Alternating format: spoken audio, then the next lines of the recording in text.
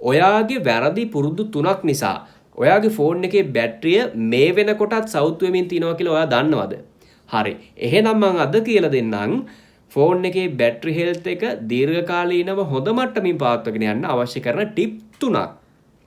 පළවෙනි ටිප් එක තමයි ඔයා ෆෝන් එක charge කරද්දී ෆෝන් එක charge කරන්න ඕනේ 180 දක්වා පමණයි.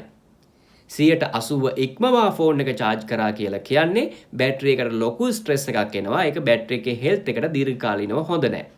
අනිත් කාරණාව තමයි 120ට අඩු වෙනකන් ඉඳලා charge කරන්නත් එපා.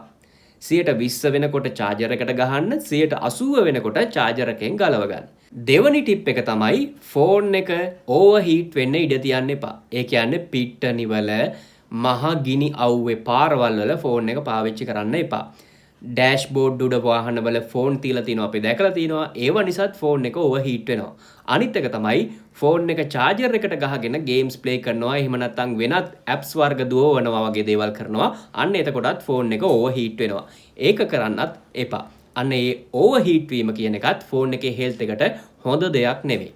තුන්වෙනි ටිප් එක තමයි ඔයාගේ ෆෝන් එක පුළුවන් තරම් ෆාස්ට් charge නොකර ඉන්න. එහෙම නැත්නම් ෆාස්ට් charge කරන එක සීමා කරන්න. සාමාන්‍ය charge එකකින් විතරක් ෆෝන් එක charge කරන්න උත්සාහ කරන්න. බැරිම වෙලාවක විතරක් ෆාස්ට් charging යන්න.